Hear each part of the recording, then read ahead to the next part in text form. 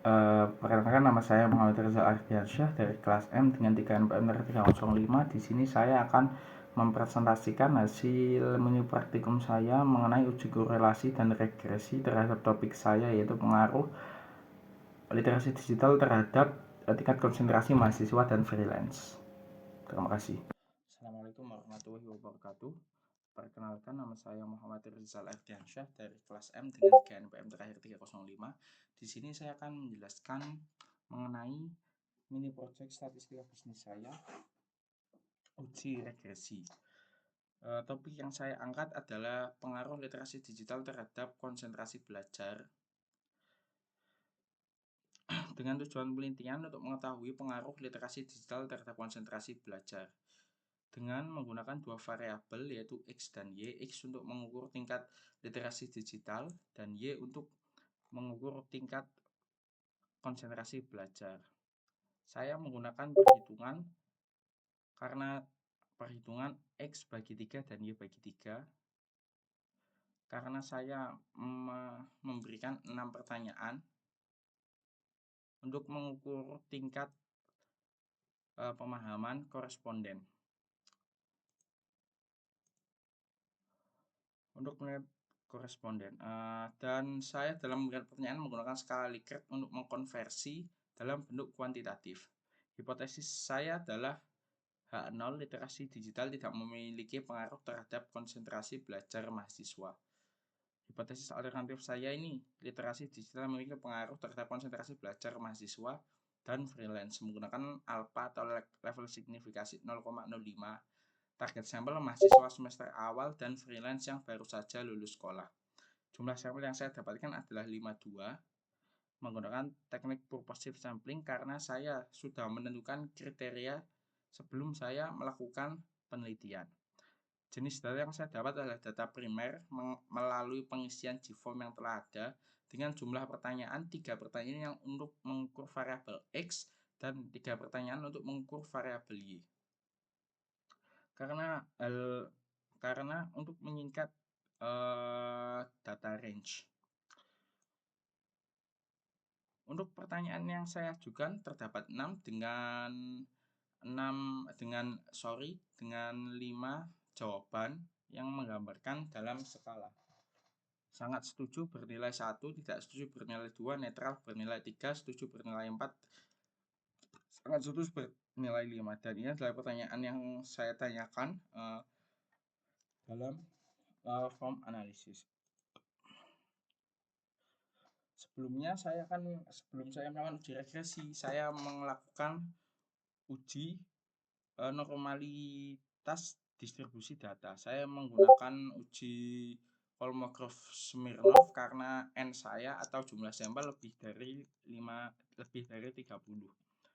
Saya mendapatkan p-value sebesar 0,15 untuk variabel X, berarti variabel X bersifat terdistribusi normal, dan variabel Y sebesar 0,0539 yang berarti variabel Y terdistribusi normal.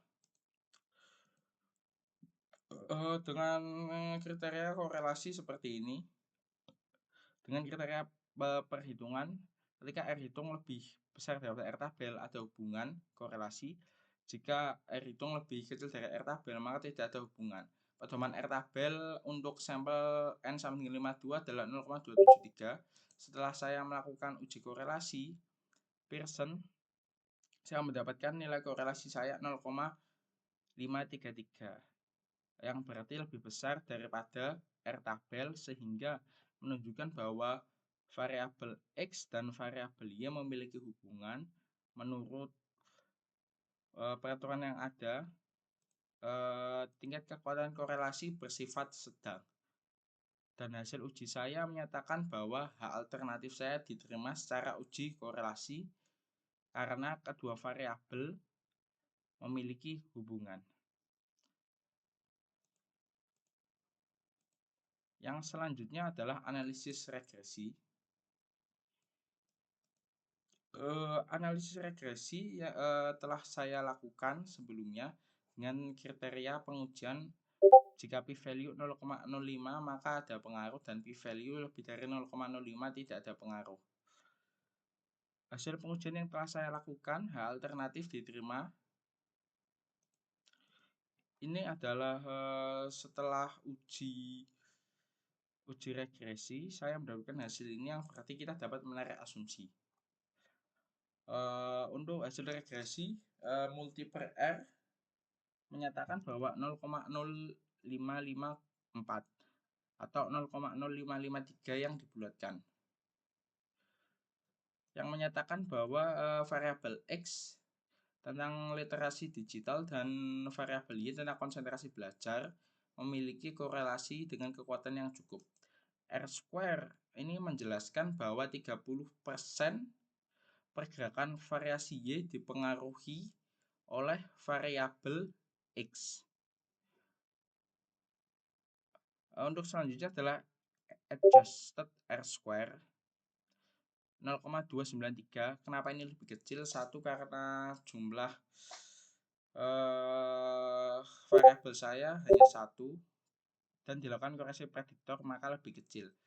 Ya, dan selanjutnya adalah standard error. Ini adalah standard error antara nilai aktual Y dengan garis regresi menyimpang sebesar 0,0609 dengan jumlah observasi adalah 52.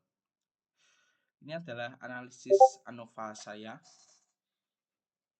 Regression adalah model regresi, residual adalah model residual.